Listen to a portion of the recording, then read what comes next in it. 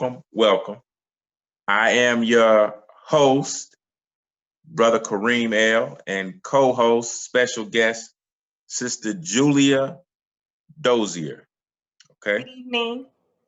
and I want to welcome everybody to our show, and we are going to engage and talk about her new book. Okay, and the title of the book is, to make sure I got it right, Crown Rules 2: How Black Men Love. All right. I just wanted to make sure I got all that in one breath. I actually actually read the whole book. Only really took me, I don't know, maybe about 2-3 days. But what I did is I took a lot of notes. This is actually a manual. Uh, I would say this book to me is almost like growing up in today's. I say I'm a 80s baby, but a 90s hip hop kid. We don't have the traditional families that you had with the Cosbys or growing up like with Good Times. So I would say this book is more so like things I wish my uncle or my father would have told me. You know what I mean? Because like some OG rules, so to speak. Yes. Yes. Uh, and everybody can relate to this book because the way the book is set up, unlike other books where you just, I don't know, read chapter after chapter and you get bored and it's dull and you're looking for excitement. One of the things I like that Julia did with the book is it's uh, video recorded, and so she wrote their words verbatim. So it's like you're getting everything that they're saying in real time. And so she started out the book uh, asking men different things about what they liked about their relationships in the first time that they felt love or had love. But enough of that introduction. I like Sister Julia to kind of tell us what inspired you. This is your second book. If you Yes. could just give the viewers who don't know about you a little bit of history, background, and what inspires you to kind of write the book on how to love Black men. Thank you so much. I'm so honored to be here this evening, and I'm grateful for the opportunity. I'm so excited that you had an opportunity to read the book, the whole entire book. I appreciate that. Absolutely. And Absolutely. also your feedback and your commentary on it. I think, growing up in a single parent home, my mother was the head of the household. And of course, I had uncles and also male friends, but really didn't have the opportunity to be around elder men to give me the instruction that I needed as a young woman on how to choose a mate. I think one of the things that I appreciated during the course of my development and growing up is that I did have elder women, my aunties, my great aunties, my grandmother, all of these ladies who taught me lessons through storytelling. And when I was married and had to separate and became divorced. And after that time was when I wrote my first book, which is really a book for women who may be like myself, not having full exposure to everything that we need to make good choices as women. So that was the first book. And then after writing that and being divorced, I tried to start dating. And I realized the initial conversations that I was having with the men that I was trying to date were leaving me a little unfulfilled.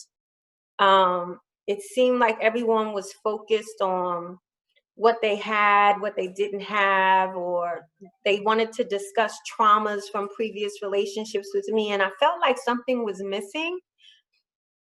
And I couldn't get really to the heart of what those men felt and what they were thinking. And I think a lot of that was because, at the end of it, it was like, how are we going to get in a relationship? And so they didn't want to damage that by being authentic or vulnerable or sharing everything that was in their heart. And I prayed on it, to be honest with you. I really prayed to God to understand the heart of men, the thinking of men, to give them an opportunity to express themselves, and for me to also understand and to share that wisdom with other women and also men, so that those men would have the opportunity to connect to how they feel as well. And as you said so rightfully, one of the things that is my passion is mentoring. And what I noticed is that there is a gap for our generation, from the children born from the 70s to the 2000s. We all know about the economic hardships and the disconnections of families as a result of that. And what you miss is generational storytelling and mentoring. And I thought that the book would be a good way to help young men who are making decisions about relationships to kind of get that wisdom so that they could avoid some of the mistakes or pitfalls we may have made. Exactly. And one of the things I wanted to touch on too, you talked about making that connection. And one of the things I was really impressed with was your writing style, where you said the challenges of love in the age of Facebook, Instagram, and TikTok. Mm-hmm. And you said now our relationships are developed by likes and direct DM hookups or Insta love. And I Yes. remember a sister, I was walking into the grocery store one day, Uh-huh. and she was a sister, and she said, that's why all that Instagram and at Facebook, it's all some fake love, Instagram fake love, and Facebook BS. Of course, she used some other word, but I understood what she meant. A lot of people now are, just, it's not authentic. It's not genuine. And one of the things you did with this book is you went and got different demographics of men in different stages of their lives about how they felt and what is love and what is not love. But then you said, yet, this is one of your quotes out of the book. You said, yet we can never be able to truly love one another until we can stop emotionally hurting and continually discarding one another. Says this book provides a meaning and an experience perspective for health of relationships we conduct as Black folks. And I think that's important because we don't really have a rite of passage like what you see in some other communities. You know what I mean? So not having that rite of passage into adulthood, I mean, we kind of have it a little bit with when you turn 16, you go to prom, or you get a set of keys and you learn how to drive a car, whatever the case may be. But we as a community, whether it's the Hispanic community or the so-called quote unquote Black Asiatic community, and I consider the Hispanics to be a part of that Asiatic community, we don't really have a rite of passage as a whole. And so I think with this book, it's filling in some of those gaps that you were talking about previously when we're dealing with relationships. But one of the things that stood out to me, because I want everybody to make sure they purchase the book, because one of the things, the reason why I started my website, universalknowledgepublications.com, was to get everybody to start reading again and to have that medium of exchange to where we actually don't just Facebook and Instagram and have Insta love or whatever the case may be, but we're actually dialoguing like we're doing now and talking about the issues that affect our community so we can grow and develop and become better. But what I like, each chapter in the book was broken down to a man in his 30s, a man in his 40s, a man in his 50s, a man in his 60s. But then she got to the man in his 80s. And that's where I wanted to start off, because to me, the best chapter was at the end. She saved the best for last. Because for me, the 80-year-old man, he had already been 30. So he already saw his mistakes. The 80-year-old man had been 40 twice. So he knew what he did right and he knew what he did wrong. Right. You know what I mean? So those are important. He didn't say that he never made any mistakes. But Right. to me, after you read all the other ones, like I could relate to most because I'm 39 now, right? So Okay. God hopefully blessed me to see 40. But what the 80-year-old man said is, there are several things that a man would want a woman to know, Yes. right? And he said how important she is to him. Yes. And I thought that just smashed everything right there. Because I listened to this one brother, I think his name is R.C. Blakes or something like that, but he's real good. He's a brother and he talks about relationships. But he had me laughing because he talked about, now we come into this, I'm the prize, I'm the boss, or she wants to be a boss B. And the brother said, no, that's the wrong kind of concept when you're dealing with relationships. You have to realize that God made woman to be a gift to the man, and we're both to be each other's helpmates. There's not this, and he had me laughing too, because he said now they got this phrase called toxic masculinity. He said, I don't even know where they got that from, or this toxic femininity. But he said, we so flip-flop in our behavior because we taking on other people's developing mindset. But the 80-year-old man had it. That's the point. And he said how important a woman is to him. He said, what kind of, and then you go into love. And it says, what kind of love dedicated a person who is interested in what are my needs and does everything by the help that we achieve. I can barely read my own writing, but I can understand what he meant. The first question you asked is, what was the first kind of love you experienced, right? Yes. And what I learned from that is a lot of the men in the book, the first thing they said was the first love I experienced was my mother. Yes. You Yes. know? And did that surprise you as well when you heard a lot of those brothers say that their mother was their first love, or the woman, and the grandmother, the woman? How did you take that? I was first of all very touched by the answers, that it was their mother, and I was not surprised that it was their mother. The when we look at the dynamic or the relationship between boys and their parents, in some households it's usually the father who provides the rules or the expectations uh, for how one's behavior is to be conducted, and goals that are to be achieved. And it's generally the mother who provides the nurturing and the comfort and the loving and the soothing. So I was not surprised to hear that. The reason why that's the first question is because it's important for us as women to understand that in our role as nurturers and developers of our youth, young girls and young boys, but particularly young boys, how we nurture, how we develop, how we comfort, how we soothe contributes to how that young boy develops into a young man. And so through these gentlemen sharing their stories, we get to see what aspects of nurturing and loving were important to them towards their development. And I think it's something that we need to consider within our race, that child rearing. And I was thinking about it today.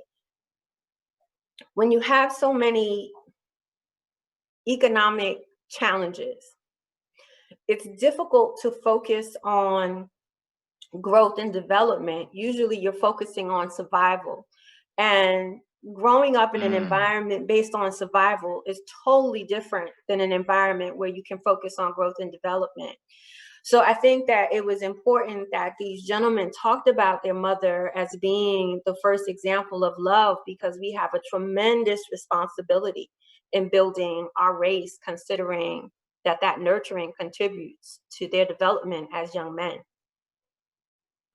Then the other question I had to reread, but I like what the 80-year-old something man said when he says is, what kind of love were you looking for? And the man said, I was looking for a dedicated kind of love. The kind of love where the person is interested in what my needs are. Yes. And does everything to try to help me achieve that. Right. And I think in that was profound, because and then the other one, I think the other guy was Lee. I liked him because he said he had a girlfriend that he loved, but she broke up with him when he was like 20-something years old. And he said he Yes. thought the girl was crazy because she broke up with me and said she gave me like 5 books. And she said something like, I don't love her unconditionally. You love me with conditions. Right. Right. And I think we have a lot of that now because we're in this microwave, Paris Hilton, quote unquote, Kanye West and Kim Kardashian society, where we want to plastic surgery everything and instant everything up, to where we're not dedicated to anything unless we can get a Facebook like, or if we can start a show and get a cash app and get some money out of it or something. But what is the goal in the relationship? And what that 20-year-old Lee understood was, he said that it costs nothing if you're a candle to light the other candle. And he Yes. said, man, that was profound. You know what I mean? And Lee gave a lot of insight, but what was interesting about her book, I don't want to ruin it, but these are not just your average people. I mean, Lee is a very accomplished music producer. If it wasn't for Lee, we wouldn't have had Tupac. Yes. Because Lee was the one that put Tupac's demo together. And Lee was almost kind of, I don't even know if I want to work with Pac, you know. And it was his girlfriend that said it cost a candle nothing to light another candle. And Tupac went on to be this megalithic success, or whatever the case may be. So just think how influential a woman is in Tupac. You know what I mean? So I say it all the time. Lee also was with Michael Jackson. So I want you to go into Lee and how Lee did his thing. But I want to go back to the 80-year-old man, because he to me was the old man at the mountain. And me being a young man, I gained so much from my elders. And that's part of that rite of passage. Not putting our elders in old folks' homes, not just putting them over in a corner and shoving them in a room and feeding them Jello or something. You know, but sitting at the feet of your elders. I think Michael Jackson said it best: study the greats to become greater. Right? Absolutely. So the elder, who was 80 years old, said, how do you maintain love? And the first thing he said was, it is a spiritual thing. Yes. You know, and I thought that was profound, that he brought God into the equation. And then he said, and yeah. So he's actually reverend. Okay, right. But a lot of them, I didn't hear a lot of them touch on God in that. You know, so I thought that was interesting, that was key. Yeah, I mean, a lot of people touched on religion and things of that nature. Like Lee said, if your religion is bashing somebody else, then that's not the religion I want to be a part of. He said, if your religion is not love, then what is your religion? But the elder said, how do you know when to commit? He says, when you feel happy.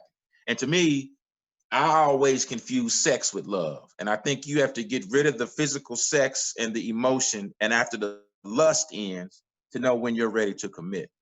You know what I mean? Because I found myself in a lot of narcissistic relationships where you just have somebody just looking for supply, and they're with you until they get bored, and then they're on to the next person getting more supply. And then I'm more of an empath person. So you're just constantly walking on eggshells, trying to figure this person out.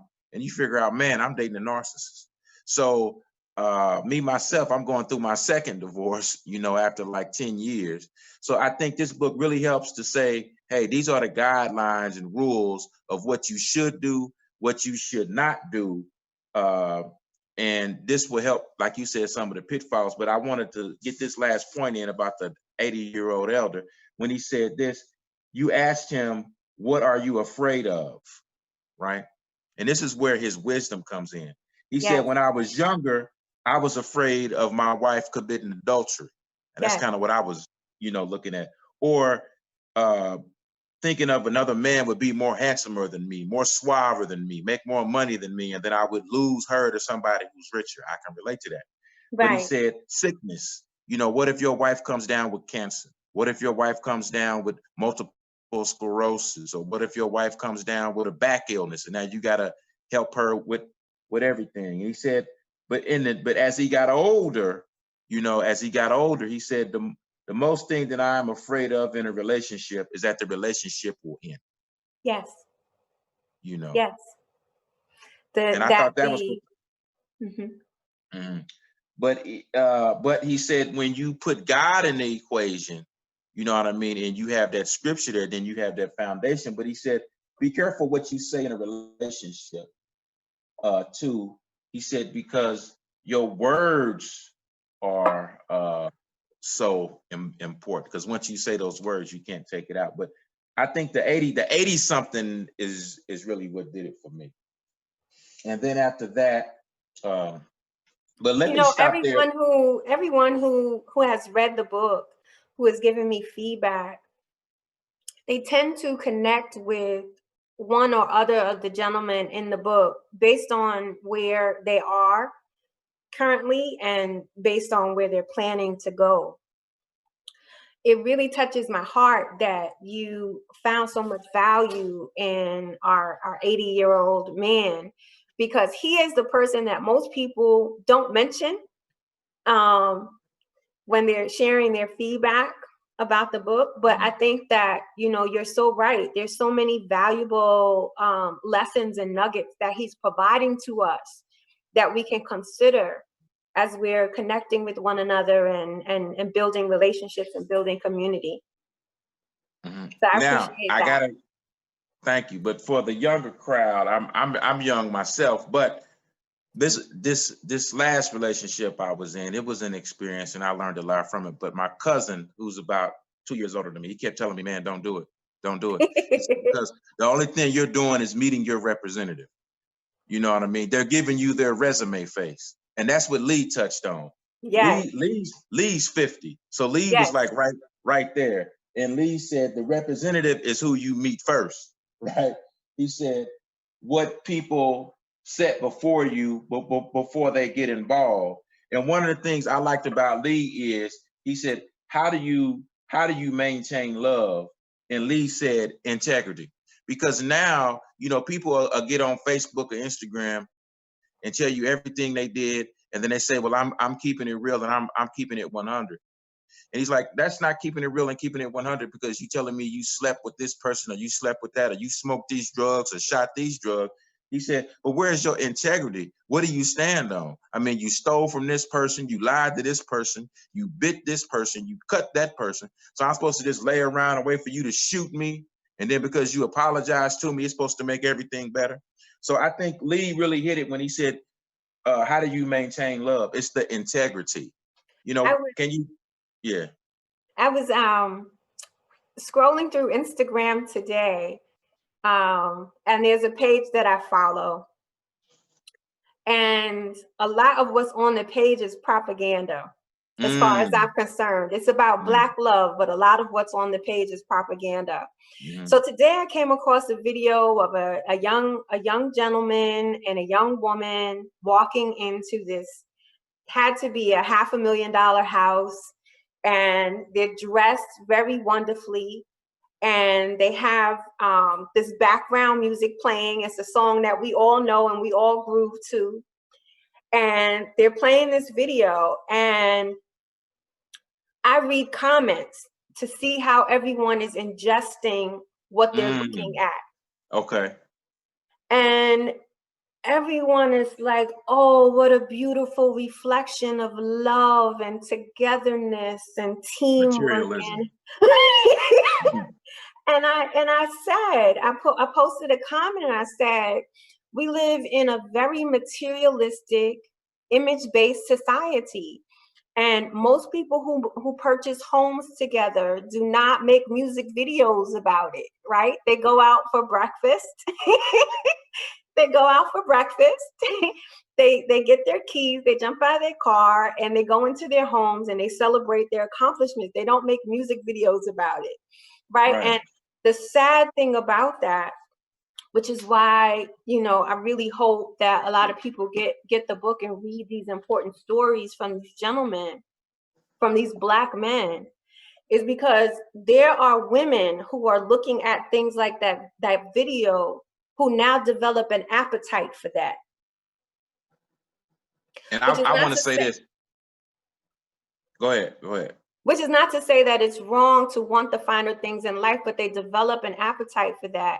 And what happens is if they can't encounter someone who can provide that for them, then they don't see the value in that man. And the Public truth, Enemy, because huh? me and you are right. They don't see the value in the man. Mm-mm. Exactly. Now the thing is, Public Enemy, they did he said you had a song, Chuck D, because we both hip hop heads. You being from the Bronx, and Mhm. we talked about that, y'all, before the show. And she's got an amazing. I want you to talk about some of your hip hop stories that you have with, and how she got to see Biz Markie and a lot of the LL Cool J and a lot of the other ones before they was even who they are today. But Right. being hip hop heads, Public Enemy said we've been brainwashed by Channel Zero.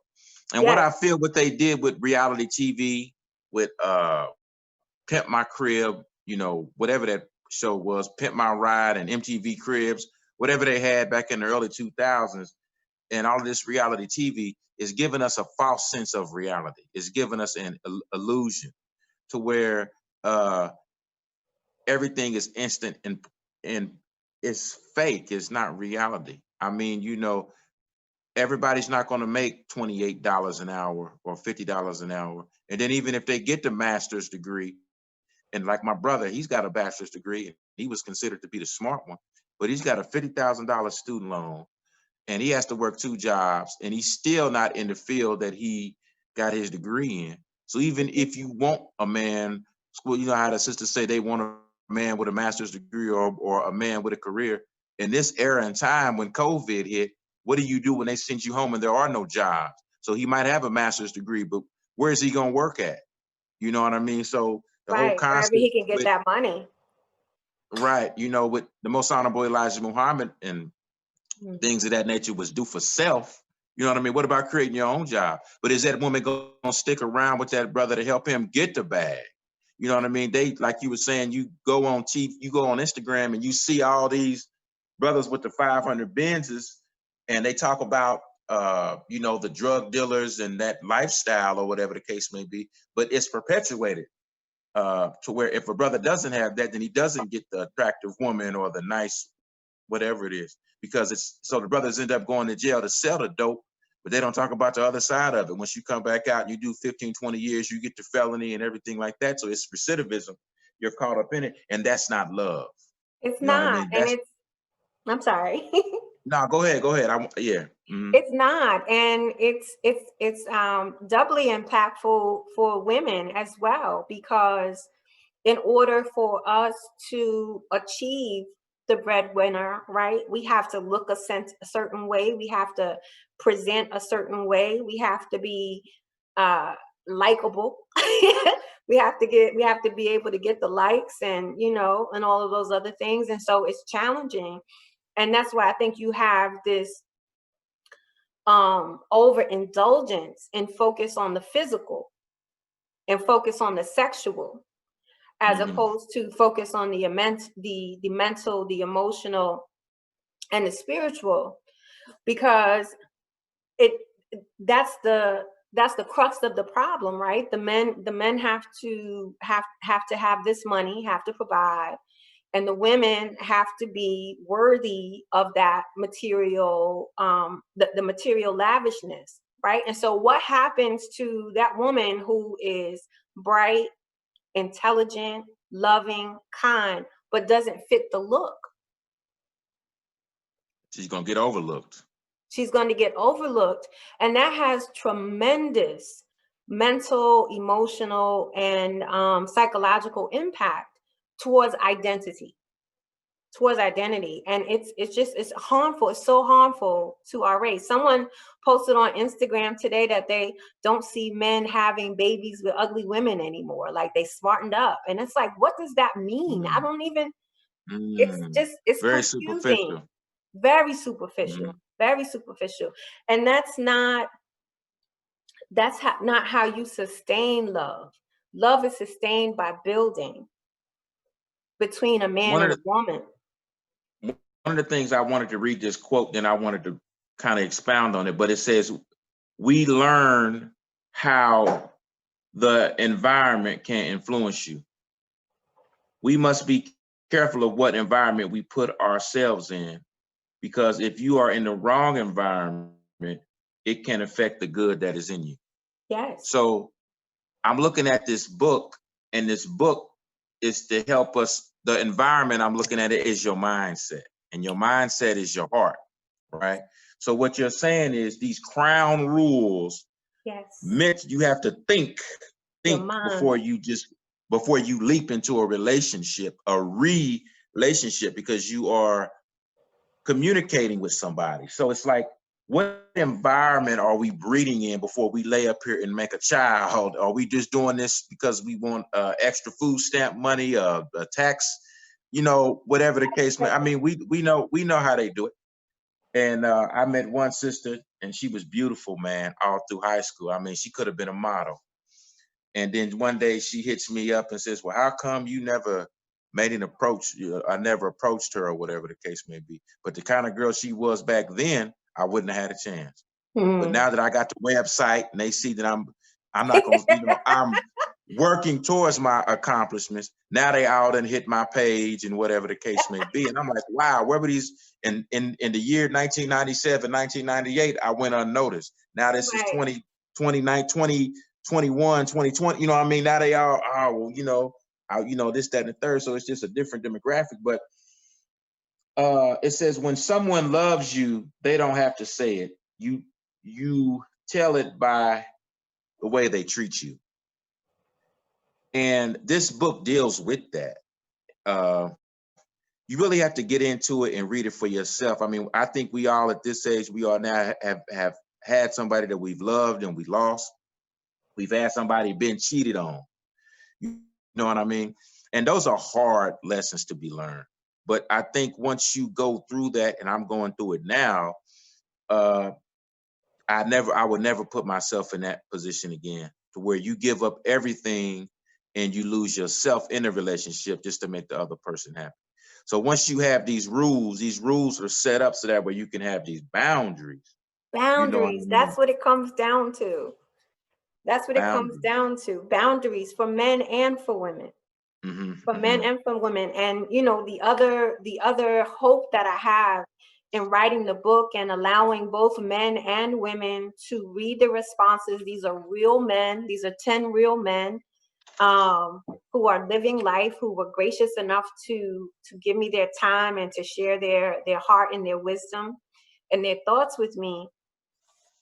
But what they provide an example of is how they got to create boundaries for themselves based on their experiences.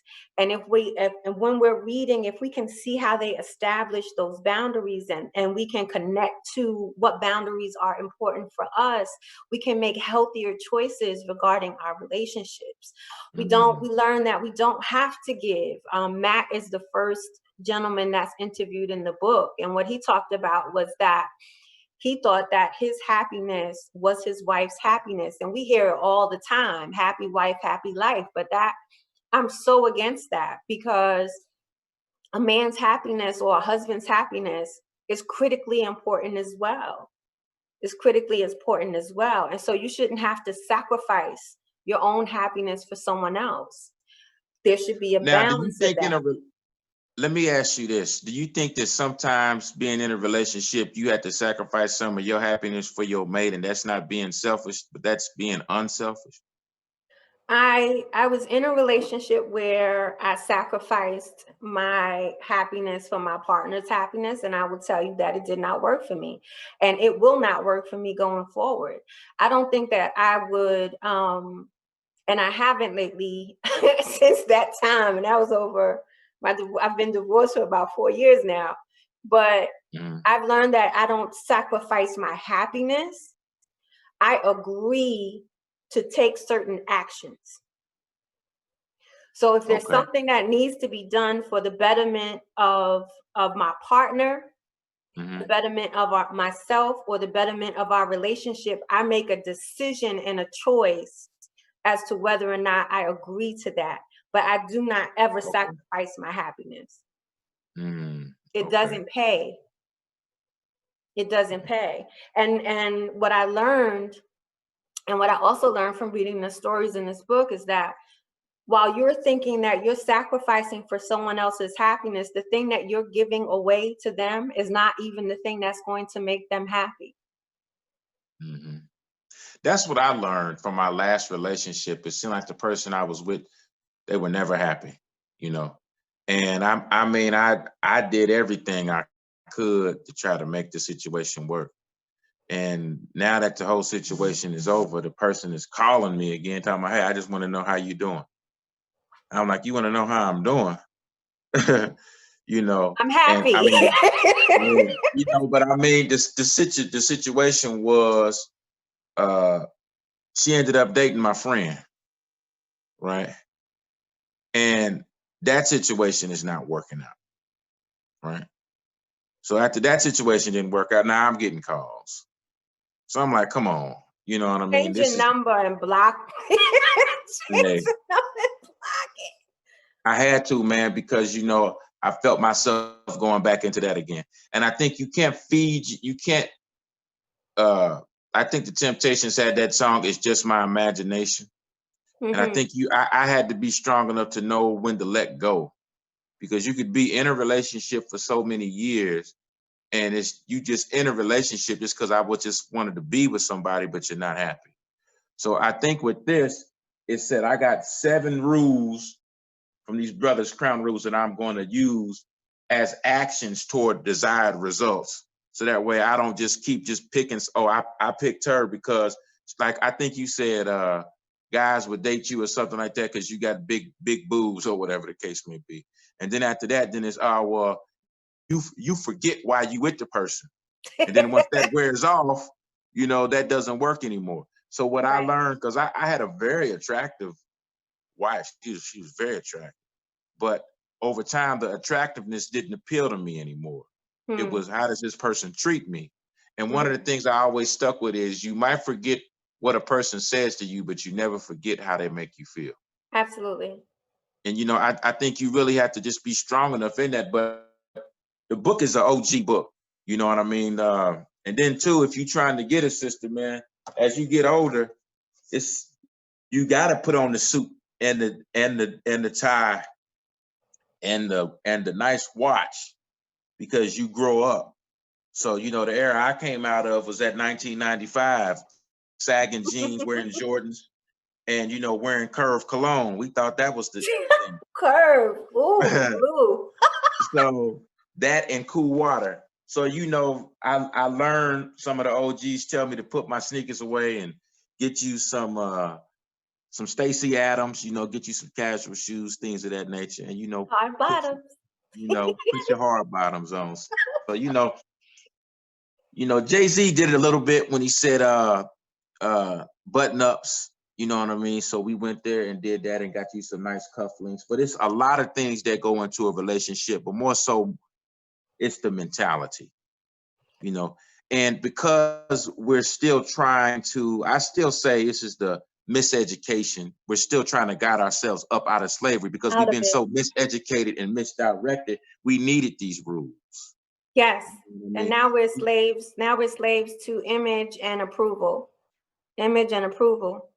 Mhm. As opposed to determining self-worth and value and connecting organically, which is one of the goals of the book. I want to touch on something that you had said just a moment ago, Kareem. Um, it's not included in the men's book. However, in the woman's book that I wrote, I do talk about the chemical components that occur in our bodies when we're first interacting with someone that we find attractive. And those chemical components last for a period of 2 years. And what those chemical components do is they make you feel like you're more attracted to the person than you actually are. It's a part of nature, it's a part of Mm. procreation, it's all of Mm. that other stuff. And so while we have these chemical components going on in our body, we're seeing the red flags that the person is showing. But sometimes we pay more attention to the physical or emotional satisfaction that we get from them as opposed to thinking about or focusing on the challenges and the dangers that we see from associating with them. And usually by the time that 2-year mark hits, when those chemical components start to decrease, we have already engage in a commitment to a person. And the other thing that we haven't successfully learned as a race is how to end a situation. When we see that it's not going to work, or we see that it's harmful, if we see that it's dangerous, we don't know how to cut it off. We don't know how to have those conversations. Also, sometimes it becomes more important for us to remain connected to someone as opposed to be single. It's like that going from the tangible to the untangible, which Coleman in the book talks about, that sometimes it's easier to stay in a bad situation because we don't know what it'll be like to be outside of that situation. And you know, too, man, you on a roll. I want you to keep going. Keep going. So, and on the other hand, where there's some people who have been, traumatized by certain relationships that they have, that the situations didn't end well. They want the connection, but they're afraid of the outcome or afraid of failing. And so in that case, what's tangible for them is the world that they create for themselves, and they don't want to offer anyone an opportunity to come in because they're afraid of how that's going to happen. And so what we also need to do is learn how to heal from trauma. And my position is, even if you don't think that you want to be in a relationship with someone moving forward, it's still important for you to heal. There's no need to carry, there's no need for you to carry baggage, although I don't like that word, but there's no need for you to carry that hurt. That energy, that negative energy. There's no need to carry it. I just realized the other day that I've been fighting the same heartbreak for 40 years. Well, I think that's hard because, once you suffer this betrayal, I mean, this guy was my friend for like 5 or 6 years. And I was telling him some very close things that was going on with me and my ex-wife. And it was like he used that against me to get with my ex-wife. And so it was like I was betrayed twice. I was betrayed by my friend and by my so-called ex-wife. But I was my mistake because I didn't know her that well before we got married. And a sister told me, she said, this is why you date, because while you're dating, you're collecting data. That's what I wanted to bring up. And in that dating process, you can know when to end a relationship that's not working because you're dating. And so I felt like, okay, it's going to get better as the time goes on in the marriage, because at the time I wasn't working, but I had money because I get a disability check. Right. But it wasn't enough really to substantiate anything. So when I started working, it was still a problem. So it wasn't really about the money. It was other things. So I had to be watchful of people trying to use you for other things in a relationship when you think it's love, and they're just using you for whatever they can use you for. You know what I mean? I do. Absolutely. I have a show that I do with a very good friend of mine, and we were just talking about this on last week's show, that to me, there is a progression, but from the time that you meet someone to the time that you get married, and that progression starts with dating, and then it progresses to courting.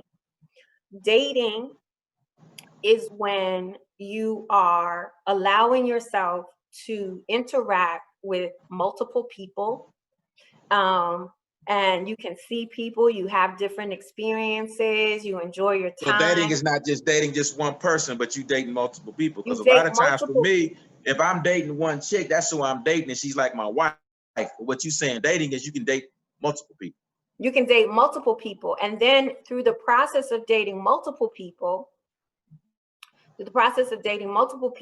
you might encounter one person that you really enjoy being with, that you like spending time with, that you want to spend your time with, that you want to do extra special things for this person. When you're dating someone, you might be okay with just taking them out to dinner and maybe getting them a flower. But when you really are interested in someone, you want to buy them dinner, you want to get them the flower, you want to take them to a show, you want to give them the best experience that you can. And so if you identify that this is what you want to do with someone, and they also agree, that's when you become mutually exclusive, no other people, and now you start courting. And Now during that's grown man stuff, because for me, being a kid, and excuse me for saying it like this, but I find a girl, I think she's cute, I'm a date her until we can have sex. So you saying that's the wrong kind of mindset to have. Yeah, you know what I mean? You date the person first to figure out, do I want to have sex with the person? right. Don't date the person to have sex, but date the person to figure out, you know what I mean? Listen, you could date to have sex too. You just I think it's, you know, when I talk about crown rules, I talk about your crown as your focus of your territory. And let me say safe sex, because now they got all kind of diseases going on, so we don't want Right, nobody to be safe out there sex. doing So, that and being laid up in the bed with tubes all in. I'm talking about they didn't die from some disease that they don't know what it is, especially with COVID going around. ugh. And so when I speak of crown, I talk about our thinking and acknowledging that we are, if not kings and queens, descendants of kings and queens. And what kings and queens do is they're very perceptive, and they're very careful and monitor and manage their territory. And when it comes to us as Black men and Wait a Black minute, they women, monitor and they manage their territory. That's yes. So that's what I'm talking about with crown rules. So what's your territory? Your territory is your mind. Your the territory is boundaries. your soul, your heart, your finances, your future, your goals. All of that is your territory. And so if you wanted to monitor and manage your territory, then you have to think about that when it comes to dating as well.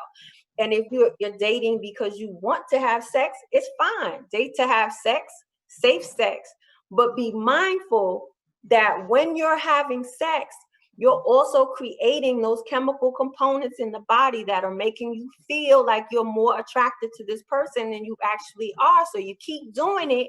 And if it's good, You're gonna be think you're stuck. in love. So is that why you got the red pill and the blue pill up there? Because you're trying to tell everybody that that's make the right choices? Make the right choice. So what's the 7 and the 15? What's the science on that? That's my weight loss goal. I don't know. Okay, I just thought I'd ask, because you got all this going on in the background with the red pill and the blue pill. Now, I like what you said about what's in the female book about the chemical imbalance. To me, I feel like your books are workshop worthy. So you mentioned your show. Can you plug that or talk about the show? And do you plan on doing a workshop, or would you be open to doing a virtual workshop to help people, or whatever the case may be? Absolutely. So, in that regard, my background and my experiences in leadership and training and development, and I create training programs. And that's the way my books came out. They came out with that passion in them. The show is on the YouTube channel Let's Talk, and it's called Crown Rules. And we go over one of the questions in the book every week, and we talk about that there. And the host is Quentin Ford, and the channel has a bunch of shows on it, so go check it out. Football, other Now, dating one of the things conversations. I dealt with this in both of my marriages, where I tried to get my wives to go into counseling and they wouldn't do it. And to me, I felt like they didn't want to do it. It's because they was full of SH and BS, and they knew that the counselor was going to tell them that you wrong, right? But they didn't. To me, they had what you call a narcissistic mentality, where they just wanted to get what they could get based on conditions. And once their conditions couldn't get met, they would just make it so bad that I would have to leave. You understand what I'm saying? Because they were just being so disagreeable, in other words. So what do you do in a situation where you're trying to make the relationship work and you're trying to get your mate to go to counseling? What's the trick, in other words? Like, how, if they say, I don't want to go to counseling, I don't want to do it. Like my first wife, she was African, so she would always say, marriage is from God. Divorce is from God. So they was like, if you don't want it to work, it's not going to work. You know what I mean? So I'm like, it's got to be some equal ground or something. How do you get someone to seek counseling if you want your marriage to work and it's not working and they don't want to go to counseling? What would you suggest? Or how do you get them to see it that way? I wouldn't suggest anything. Mm. I take a very realistic and hardline approach to things. And sometimes it's perceived as cold, but it's not. To me, it's just looking at reality. In a relationship, there are two people. And as we, uncover in the book, there should be a goal as to why you are together. And it's important for the people in a relationship to me to remember what that goal is and understand that there are going to be challenges. Life is challenging and relationships are challenging, that there are going to be challenges along the way. And some of those challenges might seem like they're insurmountable, like you may not be able to get past them, but you can if you have a desire to stay connected.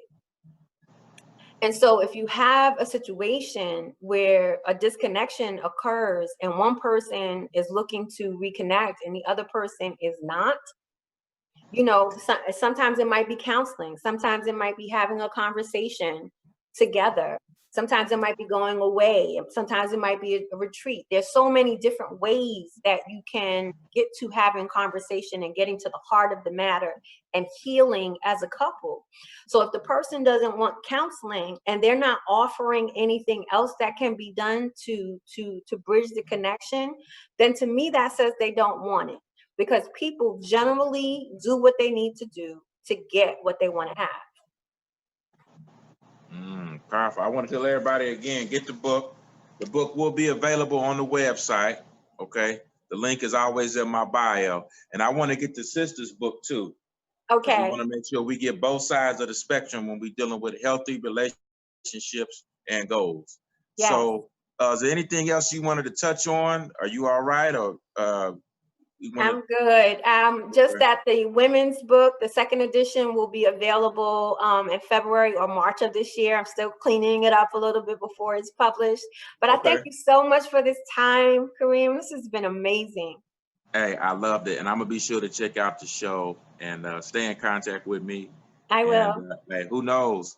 This thing is large. We're going to have to take this overseas because we all can gain something from this book, Love in Relationships. So I want to thank you all for viewing. For those that don't know, this show will air in 1 week. Okay, we shot the show, what is today? Sunday, the 17th. So we're going to view it in 1 week. We hope you all enjoyed it. Julia, thank you. Thank you. For coming on to the show. And y'all be on the lookout for much more greater things, Universal Knowledge Publications. Julia, thank you very much. Thank you. And God bless you. Thank you. God bless.